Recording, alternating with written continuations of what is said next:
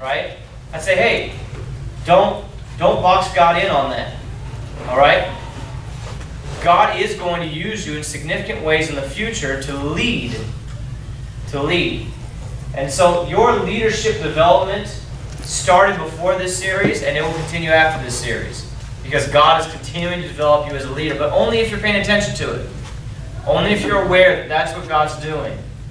That He is really shaping you, and He's refining you, and He's molding you in your leadership.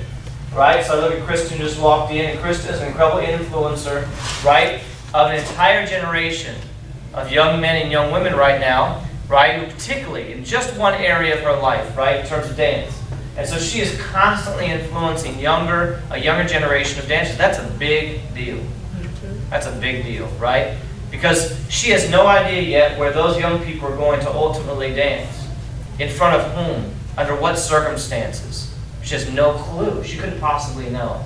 What she does know is that God has given her stewardship of these lives, these young lives, and she is leading them in this moment. So that's a key investment. Janelle's invitation, right, to volunteer at City Bible Camp. Man, I'm not big on like, hey, come volunteer. No. That's probably the wrong word for me. Like invest. That's the word. Invest in this generation of young people, right? And City Bible Camp is doing the hard work for you. Because you, right, like me, I'm like, where am I gonna rally 50 young people or 100 young people or 200 young people? Well, I'm not, frankly, I'm not. Like, I'm not gonna go create a flyer and go get 100 young people together. Guess what? City Bible Camp's gonna do that hard work for you. See, all you have to do is show up and be ready to invest in this next generation, in the lives of 100 young people. That's it. You're gonna show up and boom, there'll be 100 young people. They're just gonna be there. All right? And you don't have to work on it. Okay, you just need to be ready to invest your life into another generation. How about that? Okay, all right. So, listen. I want to share this with you. The Lord sort of gave me this brief word, and tonight, by the way, we've been framing it as bring your visions, bring your dreams. Tonight is sort of a Kingdom Catalyst meeting where we're going to begin to talk about next steps for things that you have been dreaming about, envisioning. Okay, and so we're going to get to that in very short order. Okay, but let me start with this. The Lord sort of gave me this word for you about a month ago in preparation for tonight. I just want to say this to you that now, as we're at the end of this series, okay, of leadership development. All right, you are now, if never before, you are now in a new place of spiritual leadership. Grab the pen. Okay? So you are in a new place of spiritual leadership. Let me talk about that real quickly. Okay? So spiritual leadership is sort of contrasted by this.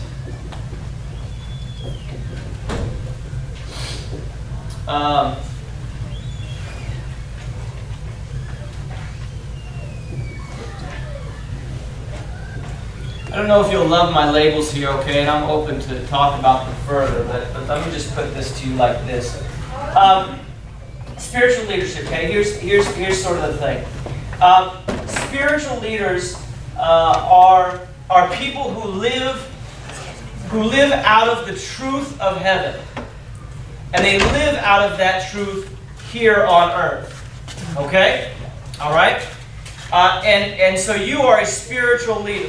God has already ordained you. He's already anointed you. He's already determined. He's already blessed you. He's already formed you. Everything that you needed to lead, He gave you. And so you are leading on earth as it is in heaven.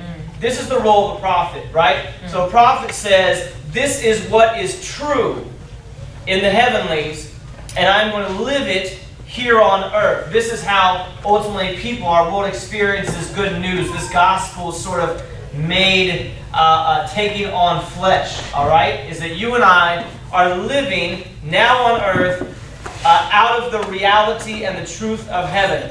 Whereas most people are living on earth out of the reality and truth of earth. Okay? All right?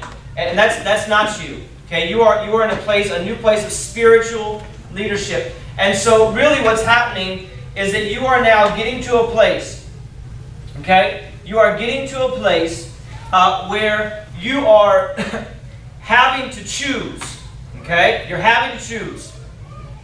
You're having to choose between whether or not you are going to live into the place of leadership that God has determined for you, or whether you're just going to be the leader that people have called you to. Okay? So I want to be clear about that. All right? I can tell you this. I can tell you that from my own experience that there have been ways in which people have sort of, if you will, they have, and I think many of you have experienced this, where they just sort of bless you and they anoint you and they say, man, you're great. Like our brother Terrence tonight, right? He said, man, I got people in my family say, I'm called to preach. Right? People were kind of saying that to him. I'm not saying that's not true. I'm just saying, but that's what people were saying. Okay?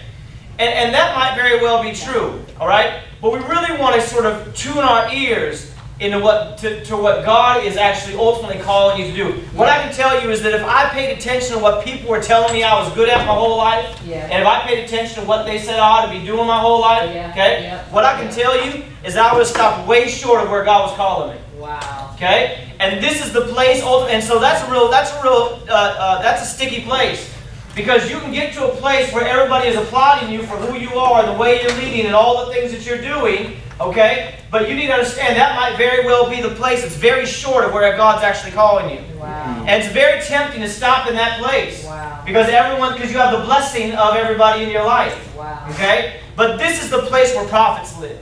This is the place ultimately where God begins to separate the wheat and the chaff. This is the place where God begins to say to you, no, I'm actually calling you out in front. I've just got to say it, man. I mean, look, people like Nelson Mandela, people like Dr. King for me are significant figures in my life. Obviously never met either of them, right? But they've been very influential in sort of how I see life and how I see leadership, right? And so they were ultimately called into a place where God called them. And so they began to lead out of that place. And that was the place where people did not like the way they led.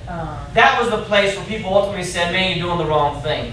That was the place where ultimately God began to take them into a place where they began to shape our world. This is the place where the world shapes you. This is the place where you shape the world. Wow. Okay? All right? And so if you continue to live in the place where people are saying that's where you ought to be, that's exactly where you should be. You're gifted, you're talented, you're amazing at that place. I need to tell you that the world is shaping you. Wow. Okay? All right? And yet God actually, I want to encourage you. Not to discourage you in that place. That's an okay place to be. But I want to keep you reaching. Wow. I want you to keep reaching. Okay? Because God is ultimately calling you to a place where He's calling you to lead. And it's in that place where God will use you to shape the world. Wow. Okay? Alright, so having said that, when you get to this place of new spiritual leadership, and many of you are experiencing this now, you're going to be forced to choose between that which has authority in heaven and that which has authority on earth. Okay? And so it's another way of saying what I just said. Alright? Which is to say that this is the place where God will begin to give you authority, not just in heaven, but authority on earth. But when you're living in the place where people are calling you to exclusively, okay? When you're living in this place where the world is ultimately shaping you, okay? Then really you have to get your authority from the world in order to operate in this space. So everything that you do has to therefore be approved by everybody else. Yeah. Okay? So in order for this to work, for you to lead well here, you've got to sort of get everybody to say yes. Okay? This is sort of the world of politics, and you know that I love politics. Okay?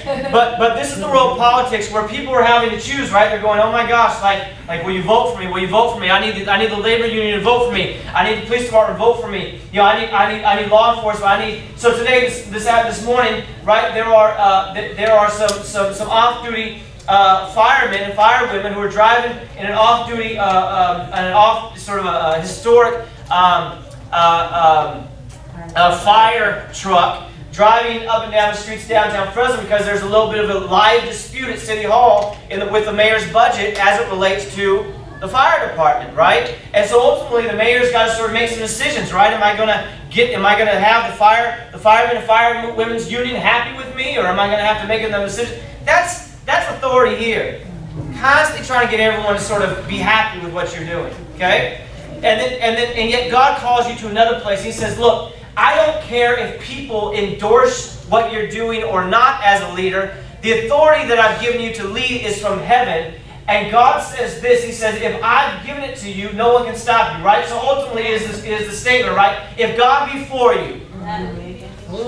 Okay? All right? Authority from heaven. All right? God says, if I be for you, who can stand against you? Literally, it's a question with no answer. Okay? If God be for you, who? Yeah. Who can stand against you? All right? But if people be for you, let me ask you that question. Yeah. Who can stand against you? People. Okay, you got it? All right? And that's when this whole thing falls apart, doesn't it? Right? Yeah, that's where it all falls apart. And so I've seen this. I've seen this through the eyes of my city council people. I've seen this all the time, right? Where I've city council people, and I can never. I told you all this. I'm telling you, I'm just using this as a live example because the world of politics, the realm of politics, is a great place to sort of view leadership. And I'm telling you, you view politics and say, look, city council members, right now we're sitting on council, some who just got reelected. I'm telling you, the only way to know how they're going to vote is by who spoke to them last. That's it. And that's not a strong statement. That's not a compliment. Okay? That means, man, I can meet with you, I can meet with Tim, I can meet with Mom, I can meet with Michael, I can meet with Katie, I can meet with Jada, I can meet with Priscilla, right? You know what I mean? And I can say, yes, I believe what you said, Jada. Yes, I believe what you said, Michael. Yes, I believe what you said, Mom. Yes, I believe what you just said, Tim. But I met with Priscilla last. And when I leave that meeting with Priscilla, I said, Priscilla, I believe in what you just said. That's how I'm going to vote. And I said the same thing to each one of y'all, all the way down the line. Okay? So this is where we got to push, all right? So you have to choose. You're going to have to choose where you are now, okay? Because when God begins to establish your leadership, your spiritual leadership, you're going to have to choose between where you're going to get your authority. All right? And this choice is going to cost you.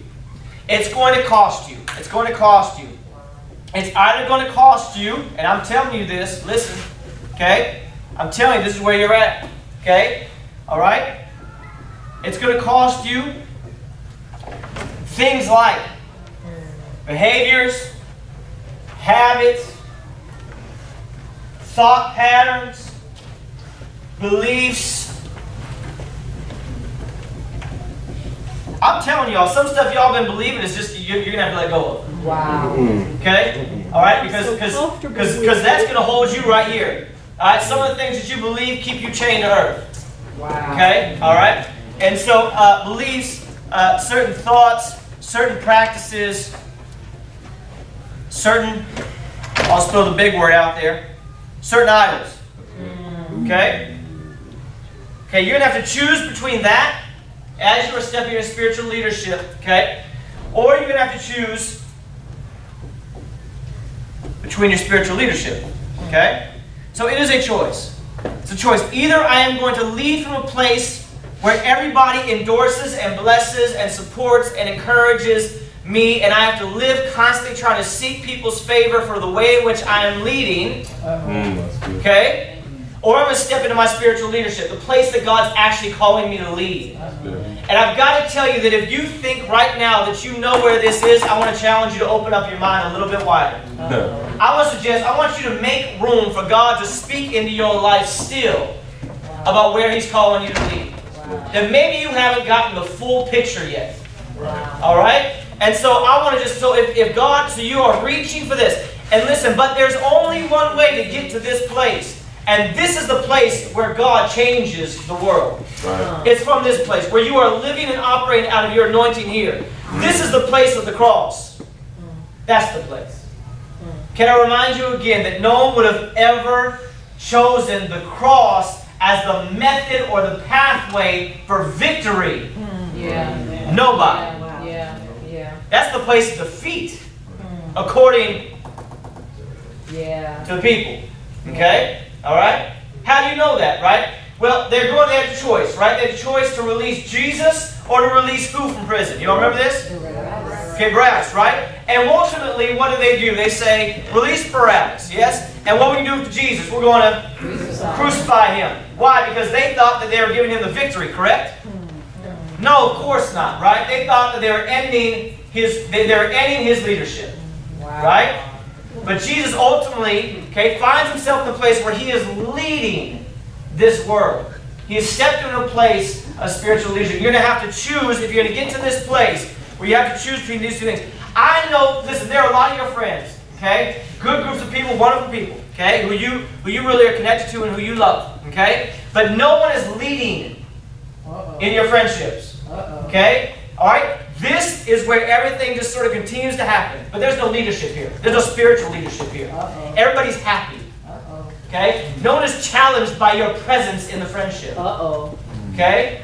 All right? Your spiritual leadership. Okay? Your spiritual. I'm not saying that you're like sitting in amongst your friends and you're like, hey, you should, you become Mr. and Miss Judgmental, right? You should do this. You shouldn't do that. I'm tired of seeing you do this. I'm tired of seeing you do that, right? Cut that out, right? I mean, that's not what I'm saying. I'm just saying, by your very presence in this friendship, right? Because you have said yes to heaven, all right? You are now in a place where anyone who is around you who is not in agreement with heaven is going to be challenged. All right? And what I find is a lot of us get stuck in this place, and a lot of that has to do with our friendships. And these are good friends. These are good people. Nothing wrong with the people that you're with. Wonderful people. Okay? All right? But you are getting stuck because you are stuck between your friends who you want to love you and care for you and just be with you, and every time they invite you out, you want to go. Okay? And where God's ultimately calling you. Okay? And so you're going to have to choose. Now, why would God make you choose? Well, you have to choose because God is not going to call you or take you into deeper water. Okay? Where you have greater authority on earth. Okay? While you are carrying weights around your ankles into that deeper water, whereby you would ultimately compromise the mission because you're going to sink to the bottom. Okay? So that's why God makes you choose, because He is not going to take you into deeper water where you have greater authority as long as you have weights tied around your ankles that will compromise the mission. Okay? That's why He makes you choose. And so you are going to have to choose then in this season. You're going to have to choose. You're either going to have to choose the idols of your life and abort the mission. Okay? Choose the idols and abort the mission. Okay? Or you're going to have to choose the mission and abort the idols. Wow. One or the other. Okay? All right? And so Paul says it this way. He says, when I was a child, I spoke like a child. I thought like a child. I acted like a child. I'm trying to tell y'all that some of the reasons that some people are popular because they're stuck here. Did you hear what I was saying? Some people are popular because they're stuck here. Okay? If you haven't started making, if you just haven't started getting folks, listen, I'm not talking about. Look, if you're hostile and you're an ugly person and you out there, talking crazy about people, like I expect that there will be some resistance. People will probably not like that. Okay? All right? And that's on you. Like, you shouldn't be ugly. Okay? All right? But if you on the other hand, all right, are just simply saying yes to heaven, and you are now leading in a place of spiritual authority. Okay? If you have an experience where you've got all kinds of folks out of left field, from the bleacher stands. People who haven't even paid their ticket of admission to get into the ballpark yet. Who are now criticizing your leadership and criticizing your decision and saying, you don't know what you're doing and you're doing this and you're doing that. And you're like, I don't even know your name. How you know my name? And why are you talking about me? You know what I mean? Like, if that hasn't happened yet, all right, in your life, then I just want to keep encouraging you to reach forward. That's a sign. Okay, that's a sign. Jesus did not know all the people that were yelling, crucify Him. He just didn't. He didn't know all the people in the crowds, but all the crowds was yelling, crucify Him. Okay? All right? So when I was a child, I spoke like a child, I thought like a child, I behaved as a child, but when I became a man, I put away childish things. Childish things. So this is the season that we are entering into.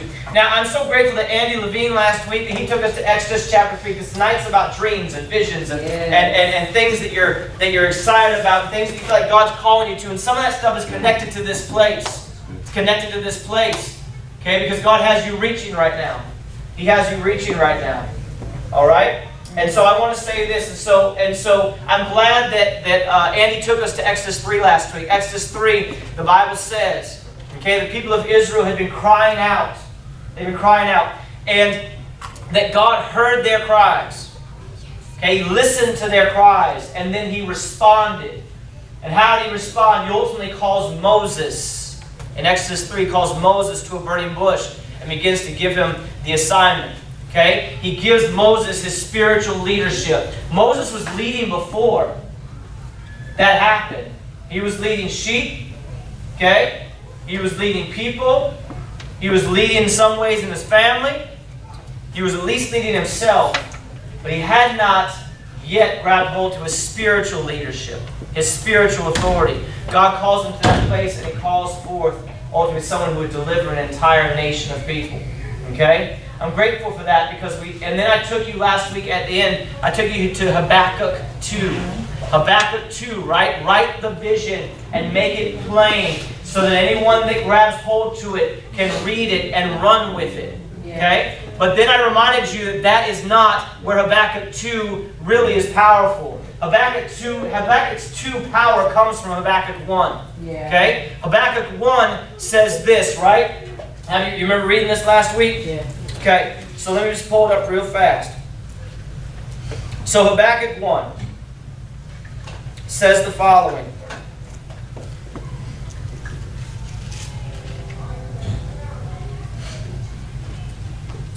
Start at verse 2, it says, "O Lord, how long shall I cry for help?" Can you imagine Habakkuk? Maybe like you. Living in a city, living in a family, living in a community, living amongst a group of people. And he says this, "O Lord, how long shall I cry for help and you will not hear? Or cry to you violence and you will not save? Why do you make me see iniquity and why do you idly look at wrong? Destruction and violence are before me. Strife and contention arise. So the law is paralyzed and justice never goes forth. For the wicked surround the righteous, so justice goes forth perverted." That's one of the reasons we're pushing you tomorrow to go to city council. Because the law is perverted. Justice is not going forth as it relates to ultimately the existence, the overpopulation of payday lenders in our city that ultimately enslave people to debt. Okay? Alright? And so we are modern day Habakkuk's crying out to God. God, why have you not left? Andy is a modern day Habakkuk crying out. And what does he ultimately do? God gives him a vision in Habakkuk 2. Yeah. That was Habakkuk 1 I just read. Habakkuk 2. Where did Exodus 3 start? Before Moses is called, what happens? The people of Israel cry out to God. Yeah. Okay? Yeah. Now I want to take you to Nehemiah. Go to Nehemiah. And then I want to hear your dreams. We're going to share our dreams. Nehemiah. Alright? So Nehemiah, here we go. Says this, basically, it happened in the month of Chislev, Nehemiah chapter 1. In the 20th year, and as I was in Susa the citadel, the Hananiah, one of my brothers, came with certain men from Judah. Now this is Nehemiah's home territory. Okay, this is home country. These are his people. Okay, came from Judah, and I asked them concerning the Jews, Nehemiah's people, who escaped, who had survived the exile, concerning Jerusalem, and they said to me, so basically, how are my people? How are my people? That's why we cannot refer to anybody as those people. Yeah. Or when these people come to the park on Saturday. Don't talk like that. That's right. No. These are our neighbors. This is our That's right. community. That's right. Okay? He's not living in Jerusalem, but he says, how are my people? My people. Okay? He says, how are my people? And they said to me, the remnant there in the province who has survived the exile is in great trouble and shame. What's the news? Good news, bad news? Bad news, okay? The wall of Jerusalem is broken down and its gates are destroyed by fire. Listen to what Nehemiah does. As soon as I heard these words, I sat down and wept and mourned for 22 minutes. 13 seconds.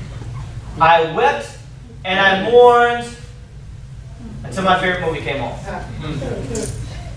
Wow. I wept and I mourned until I had to go to work. I wept and I mourned for days. And I continued fasting and praying before the God of heaven. Andy asked us last week, what do you cry about? Yeah. And then he asked a more important question. Yeah. What does your community cry about? Yes. And now let me ask you this. When was the last time you wept over what your community cries about for days? Wow. When was the last time you fasted over what your community is crying about? Wow. Now listen, let me just sort of say this. I know this. Look, well, let me stop. No, I'm not going to say that. Okay, so here's the thing. So when was the last time we fasted and prayed over what our community cries about for days? Yeah. Why am I starting there? Because Habakkuk 2 doesn't happen unless there's a Habakkuk 1. Yeah. Why? Because Moses doesn't get called Yeah. into his place of spiritual leadership unless the people of Israel are crying out to God and God hears. Yeah. Yeah. Why am I bringing this forward? Because Nehemiah doesn't ultimately lead the people of Jerusalem to rebuild the wall. Keep reading the rest of the book of Nehemiah. Okay? Unless he first weeps and cries. Do you know that Nehemiah had an option here? He had a choice, didn't he? Sure he did. Right? What happens to us when we get bad news, right? Yeah. We say, man, I'm sorry about that. That's terrible news. Psh, gosh.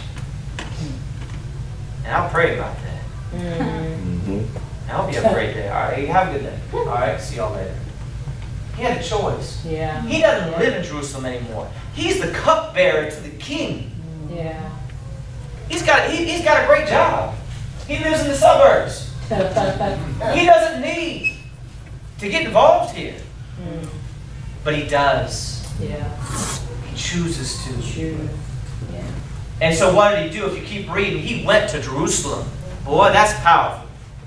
That's powerful. Listen, this has been this part of Reese's story as it relates to this neighborhood, right? So Reese grew up in Southwest Fresno, and this is the story of a lot of folks. Now, you got to go where God's calling you, so let me just put that right out in front. Go where God's calling you, okay?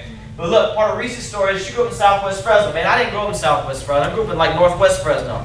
So when God ultimately began to present to us the potential of a call to move into this neighborhood, right? That was part of Reese's wrestling. Part of Nehemiah's wrestling. I grew up in Jerusalem. I don't want to go back. That's Reese's, man. I live my whole life. The goal of life is to get out of the hood. Wow. Nehemiah's like, man, I don't want to go. But Nehemiah wept and fasted and he prayed for days. Wow. And then he goes back to Jerusalem. And he stayed there for 3 days. And he didn't do anything for 3 days. He just let the pain of the city infuse his soul. Lament. Boy, I'm telling you. Wow. I'm so sick of listening to preachers and singers, everybody else who haven't gone through anything Right. and really don't know the pain of their city. Wow. Jesus. Listen, our communities are crying out. Yes. Fresno is the 5th largest city in the state of California. We have the 2nd highest degree of concentrated poverty of any major city in the nation. Yeah. And we still talking about, man, go get your blessing. Come on. And all that kind of stuff. You better enter into the pain of your city. Enter the pain of your community. Enter the pain of your family. Enter into the pain of people who you're connected to. Pray, fast, and then let God call you to a place of spiritual authority and leadership. Now, this is the place where we can transition. Yeah. Because now, here's the thing. Any vision that comes out of the place of pain will be rooted in that pain. Yeah. Look, Yeah. here's the thing. Dreams and visions, okay? People come to me all the time with ideas that they have, and I love them. I love people with ideas. I'm a visionary type guy. I like vision. I'm attracted to that. I want to have those conversations, okay? But I can quickly discern whether or not your vision is born out of you or born out of pain. Wow. Okay? Because here's the key. Because if it's born out of you, then your vision ultimately is about making you rich and famous. That's what it's always about. Right? So one more flyer, one more production, one more business, one more thing. But it's about you, isn't it? Okay? And yet, if it is born out of pain, anyone's pain, your community's pain, your family's pain, someone's pain, if that's where the vision's born out of, then I know that that vision is going to be part of bringing healing to that pain. Yeah. Whoa. Yeah. You see what I'm saying? Yeah. Because that's where it finds its roots. Wow. Yeah, that's where it finds its roots. And that's the kind of stuff that God is calling us to in this city and beyond. Yeah. Let me just read this one. Listen, let me just read this one. Let me start the vision off here, right here. Okay? We posted this thing. We said, hey, y'all, come with your visions and dreams tonight. We have one of our sisters who we've commissioned and sent. She's in New York City right now getting her master's degree. Her name is Khadijah Abdul Mateen. Khadijah was in the Pink House years ago. She has a Muslim background, but has come to Christ over the years. So now she has she had the incredible privilege of leading her Muslim father on his deathbed into a relationship with Jesus. Okay, all right. Incredible story, incredible woman, incredible leader. Okay, Khadijah saw this note because she's part of the On Ramps Facebook page. Okay, and she wrote this. She said, "Man, how can I participate? I want to send you my dream, send you my vision." We said, "Cool, email it to us." She said, "Hi, thank you for giving me the opportunity to participate. My dream is to establish an NGO. An NGO is sort of the global language for nonprofit. It stands for non-governmental organization. Okay? So it's non-government organization. That's the language we use across the world. Okay? An NGO for interreligious engagement." What did I just tell you about her pain? Interreligious engagement amongst black women who identify as Muslim and Christian or both. This project not only comes from my own pain, my own interreligious background, but it's also a response to the dichotomy in the black community amongst women who do not share the same religious tradition. Here are some ideas of what the NGO may look like. A bi-monthly gathering where both Muslim and Christian young women come together to learn about their black identity and to discuss contemporary issues. Some of the topics will include perceived roles of women in the Islamic and Christian tradition, interpretations of empowerment and liberation, women in the sacred text, black feminine bodies in a patriarchal white world, cross-cultural and religious understanding, finding God in Islam and Christianity, God as a patriarch, black women trailblazers, just to name a few. There will also be events such as religious conferences, feminist and womenist conferences, inviting speakers in, participation in social justice movements. They will learn about career building, education, entrepreneurship. They will also have a chance to lead discussions, show, teach their talent, how to wrap a scarf or wear a hijab, how to dance, poetry, creative writing, public speaking, preaching, etc. I also want to take them on trips around the world to experience different cultures as well as be immersed in different religious traditions outside of their own. We'll have many difficult discussions that will hopefully lead to a better and deeper understanding of who we are as black women in America. I can go on, but this is the basic idea of my nonprofit. Uniting and expanding the minds of black young women through creative interreligious discourse. Wow. Come on. Born out of her pain. Right? That would bring healing. If this becomes a reality, this will bring healing to particularly black, and this may be just a part of the vision. She may not see the whole thing yet, right? Yeah. But at least the black women in both the Muslim and Christian traditions. Right? Wow. Powerful, yes? Okay, all right. So, Just a few ideas. and so we're going to begin to talk about this tonight. Let me do this. Why don't you break up into groups of 4, okay? And now here's the problem, okay? Passion. Passion is something that you're all carrying with you into this evening, okay? You care a deep amount about what you are sharing. But you know it would be really, it could be offensive or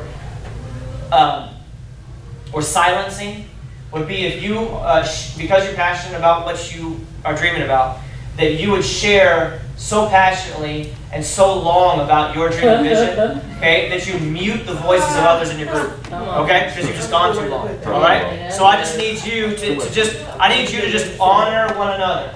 Honor one another, okay, by just acknowledging that everyone in your group has the same level of passion about their own vision and dream. Does that make sense? Okay, all right. So groups of 4, break up, and I want you to share your dreams and visions with one another. We've got about 10 minutes. So 2 minutes, give the short synopsis of your dream and vision. What are you dreaming about? 10 minutes. Okay? 10 minutes. Let's go. Break up in groups of 4. Good. All right. Good. Well, listen, I know that the time constraint is very difficult for you. it's extremely difficult because I expect that many of the dreams and the visions and the hopes that you're carrying with you into this evening are still forming, okay?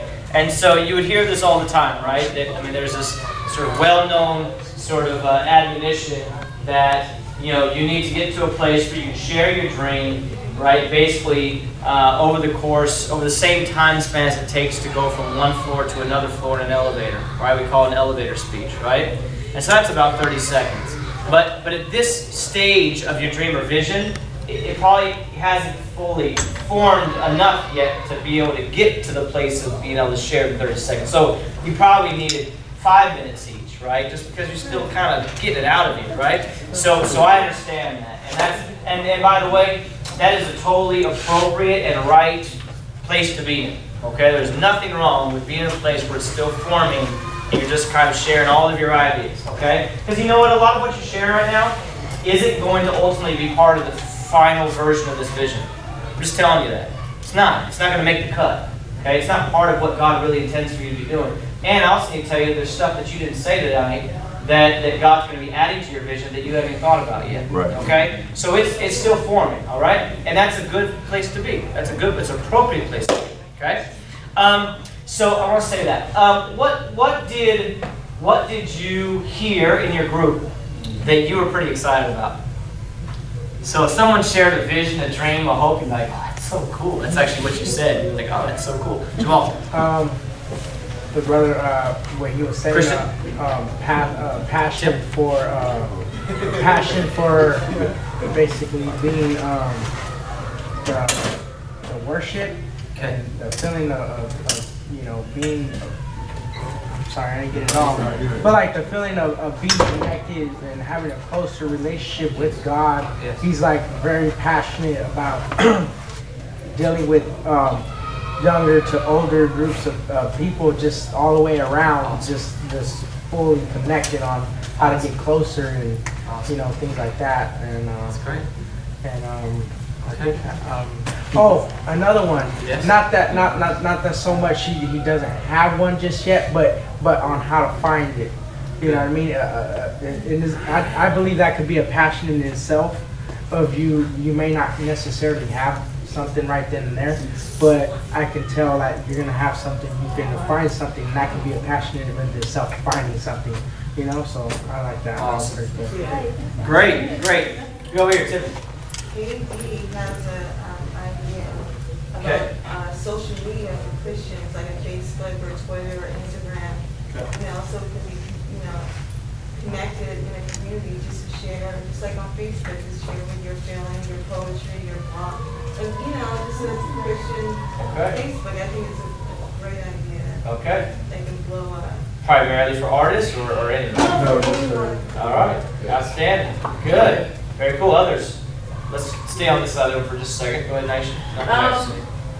Just hearing about Tish, her passion for just wanting to help children who are being affected by abusive parents Wow. or caregivers, and because of alcoholism or drug addiction, and she's just I can tell that she's very passionate about it, and her heart aches for kids who have been put in these positions because it is something that she has firsthand experience with. I myself have the same experience or similar experience, so just hearing her feel that way, you know, just kind of ignited something within me as well. So just thinking about that. That's awesome. Thanks for sharing that. Let's get somebody from this side of the room. I'll swing back over here. Yeah. Anybody?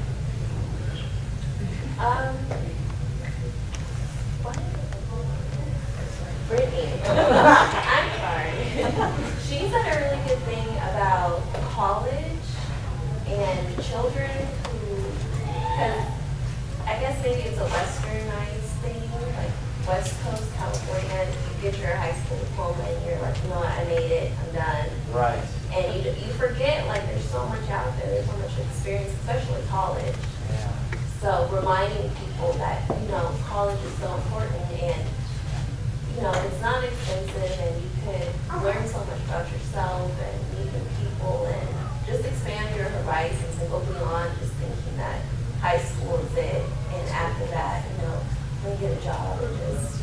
great. It's awesome. It's the beaches on the West Coast that cause that laziness. That's good. That's good. Done on the beach. All right, that's good. Good. How back over to Stan?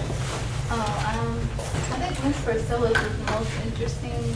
She talks about working with disabled children or even adults that we perceive as disabled, Yes. but getting them out and allowing them opportunities to do things that we get to do, like travel the world and go different places. And she was, I don't remember it all, but yeah, she was talking about taking them out and giving them opportunities instead of just labeling them as disabled and saying that they can never do this or can't do that.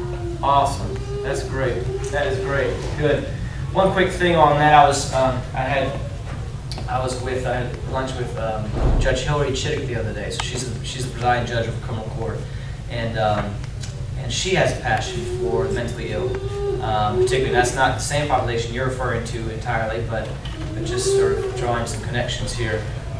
She wants to see some of that stuff happen as well, because she says from her vantage point as a sitting judge that she has people coming in her courtroom daily who are being convicted of significant crimes, and they're and the same reason that your dream, your vision exists is the same reason that her vision exists, because there's an underlying ignorance and prejudice that exists as it relates to those that are disabled in our community and those that are mentally ill in our community. And so, yes, that's just an interesting connection. You may want to, as you formulate this thing, you may want to further a conversation with her at some point. So it's good. Anyone else hear anything that really excited you tonight?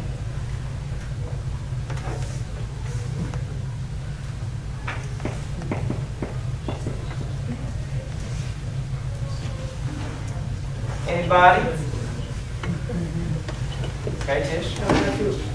Just something for myself, as we were sitting here, I just didn't know what to do with those ideas or whatever, and I was Yes. sitting here and I wasn't sure that if they have some kind of, like, you know how we have support groups for adults, Yep. do they have any, like, groups where kids are able to sit and talk about these kinds of things, like abuse and, you know what I mean, like a support group for kids? I mean, I don't see why they couldn't, you know, I don't know if there's anything out there like that, but I just, as I was sitting here, I was like, oh, wait, that would be something cool, so. Yes, so there are kind of therapy groups, if you will, that exist, okay? And that's a good part of you exploring the next steps of your dream and vision. So that's a great question that then transitions us really well into where I want to wrap up the evening, okay? Because where I want to wrap up the evening relates to every one of your dreams and visions, okay? So I want to give you some key next steps. These are not, please don't read these as something to write down now and forget about later. On-Ramp's mission is a healing community, healing its community. That's why any dream or vision that we would get behind, right, all of you in the room, right, has to be born out of some kind of pain, right? Because then whatever the dream or vision is, ultimately is going to be uniquely tied to healing that pain, okay? That's our mission, yes? A healing community, healing its community. Okay. Now, having said that, one of our 4 values as a church is empowerment. One of them is empowerment, okay? And so as a church that empowers, right, that's why tonight exists. Because I refuse to lead or be part of a church that just plays church. I won't play that game, okay? I won't do it. It's just, I won't do it, okay? I'm not doing it. Okay, so so we have to be about this mission. Right. But how can we do this? Well, the only way for us to really do it is to empower you, all of us, to live into this place of spiritual leadership that God's calling us, whereby He's given us visions and dreams and hopes and passions that we can then equip you and say, look, man, you know, the next thing for you to do with that dream or vision is do this. Then do that, and then do that. And I'll just keep pushing you and walking with you and saying, okay, now you've had that conversation, go have this conversation. Okay, and then from here, now you need to go here because they have funding for you. And then go do this and do that. Or go meet these people because they have a job opening right now and I'm going to send them, you know, whatever it is. Because this is how this ultimately plays out, right? Is that you are all empowered to go live into this thing in this city, in every sector, in every neighborhood, in every city, or every part of this city. Okay? So that's what's happening here. So I want to give you these last things here. First of all, where your visions are now. Okay? So I heard some that I'd questioned. Well, let me say this. Okay, so the first thing is, as I've already said, is that your vision must be connected to pain. Okay? Good. So Tim, one of the things that stood out to me, and Jamal was describing it sort of on your behalf, so I wasn't in the conversation, but that would be the place of clarity I would be pushing you into, is saying, where does this desire for worship come from? Right? It needs to be connected to some deeply rooted pain and cry of your heart and cry of the hearts of a community. Okay? And so that's just an example, right? So I heard Tim's thing, and that would be the thing I'd say, hey, let's start there, because that's the starting point. Okay? The second thing I would say is this, is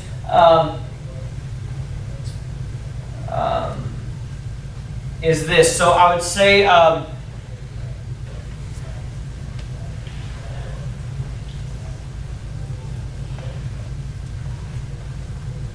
trying to figure out how I want to word this. It's not the best way to word it, okay? So you'll come with something better. But recognize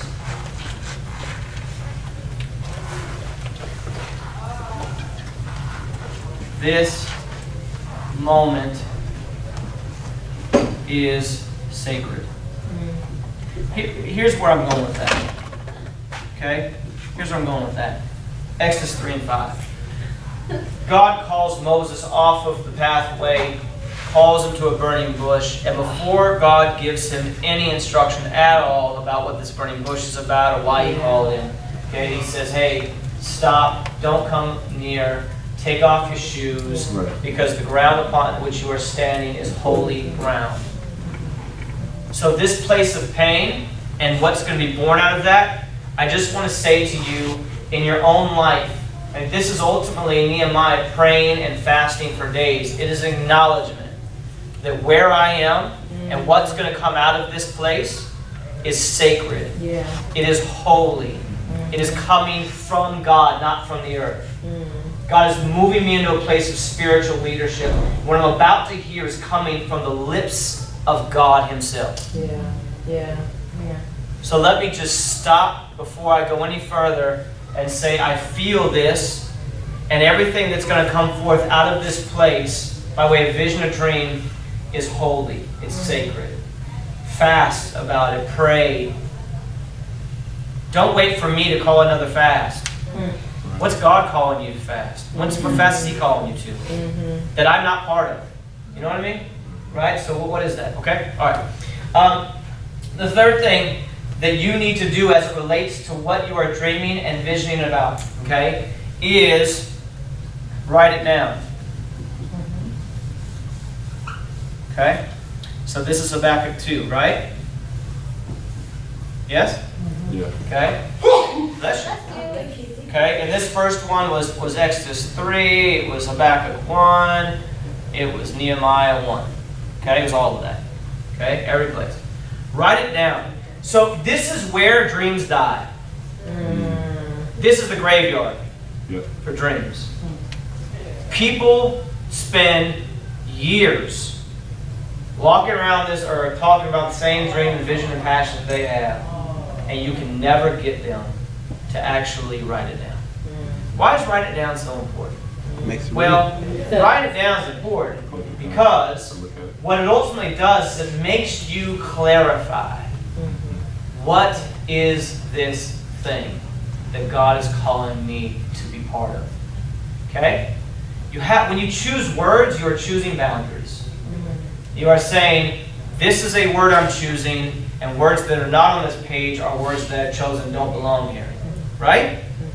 Whereas if you explain to me your vision today, and then you explain it to me a week from now, you explain it to me 2 months from now, you explain it to me a year from now, it's just going to keep changing.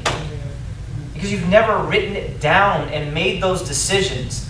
This is what it is. Now, you can keep modifying it as God's giving it to you, right? but write it down. Dreams die here. This is the place where people die and they just talk about all the things that they wanted to do. Wow. They never write it down.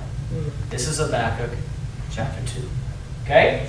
Now, if you will go as far as to write it down and make it plain, you can email it to me. You could inbox it to me, okay, like Khadijah did, and I will make a commitment to you, okay, to follow up with that and give you some very specific next steps for your dream and your vision. So I'm going to respond to Khadijah, and I've already responded to her. I said, look, there are two questions. There's a question of clarity I need before I can go further.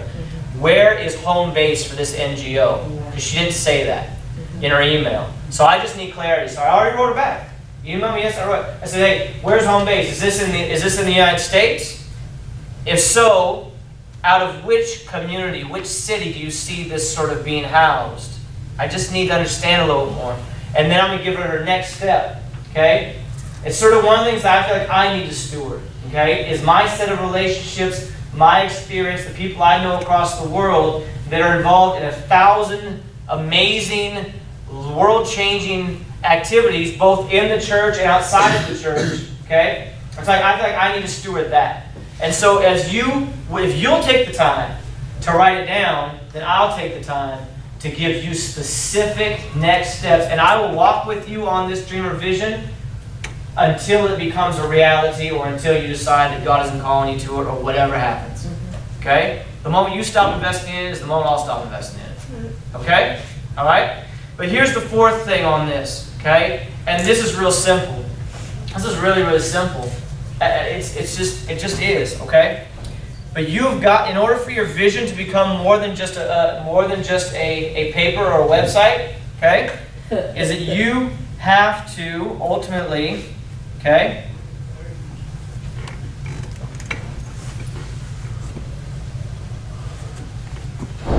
just keep taking the next step. Emphasis on keep. Okay? So, many of us celebrate, right? Many of us would have celebrated when Say Hello started, launched. No. We celebrate that because it's a marker. It's a point in time where we go, that's awesome. We started it, okay? But we cannot keep taking the next step. We have to keep taking it. Because Say Hello dies if we don't keep taking the next step. Yeah. We opened a restaurant. That's awesome. Right. Everybody come to the grand opening and taste our food. Your food's amazing, right? I love your food, right? But if you don't keep pushing the restaurant and keep refining the menu and keep tweaking the ambiance and keep pushing the marketing and keep doing all the things you need to do to let people know about it, your restaurant dies 6 months from now. Yeah. And we all grieve its death. Keep taking the next step. It never stops. You launched the NGO, you launched the nonprofit. Way to go, congratulations, okay? You've got a board of directors, you had a big meeting, you've got flyers, you got postcards, you got a website. That's awesome. All that stuff we're celebrating. It totally is. Yeah. We celebrate all of that, okay? But that's not the end. You've got to keep taking the next step. Yeah. We launched On-Ramps, right? That's awesome. We're approaching almost our 3rd-year anniversary in August, right? That's awesome, right? We celebrate that, right? But On-Ramps dies if we don't keep taking the next step, right? Because your vision's greater than that. Yeah. The vision wasn't the starting, was it? Wow. Was it? Was that the vision to start it? No. You know why? And you know why you're not going to fall in that trap? Because your vision is connected to pain. Yeah. And as long as it's connected to pain, you will never stop until the pain is healed. That's why it's so important. You see? Okay, if that's not true of your vision, okay, I'm serious about this. Don't skip any of these steps. There's only 4 of them. Don't skip any of them. You can do 4 steps. We can do 4 steps. Okay, don't skip any of them because each one of them has a hugely important place to play in the dream, the vision that God's given you, becoming a reality, and ultimately God using for His glory and for His kingdom in this world. All right? I really firmly believe that the reason you are here tonight, the reason you've been here, is because God has positioned you to be the answer to your own prayer. Our Father who art in heaven, hallowed be thy name. Thy kingdom come, and thy will be done on earth as it is in heaven. I believe that the reason you're here is because God has positioned you to be the answer to that prayer. Thy kingdom come, and thy will be done on earth as it is in heaven. How is that going to happen? The thing that you're carrying with you right now, that's born out of pain, that you know is from God, that you're going to write down, and that you're going to keep pursuing, and keep pursuing, and keep pursuing until the pain is healed. Okay? That is how God's kingdom is coming on this earth. Okay? It's by you pursuing the thing that God has planted inside of you. All right? Please believe and know that God did not ordain you to sit on the second row in the fourth seat of On-Ramps Covenant Church. That is not your anointing. Okay?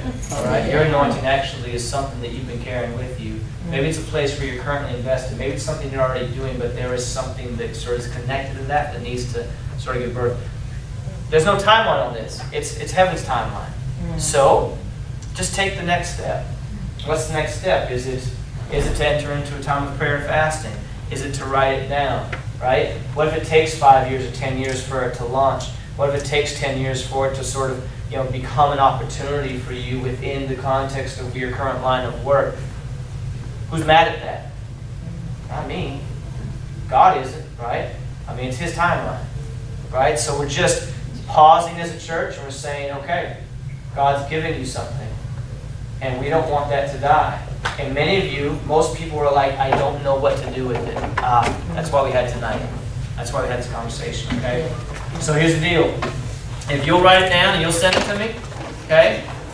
Connect to the church online, right? But if you'll send it to me an email or inbox or whatever, then I'll walk with you for as long as you'll invest in it. Okay? I'm excited about it. I'm excited about what God's going to do through you. This is awesome. Okay? All right. And then when you know how to do this, guess what you get to do? You can tell somebody else. Okay? Isn't that great? Yeah. Once you've learned how to run a business successfully, guess what you now know that most people don't?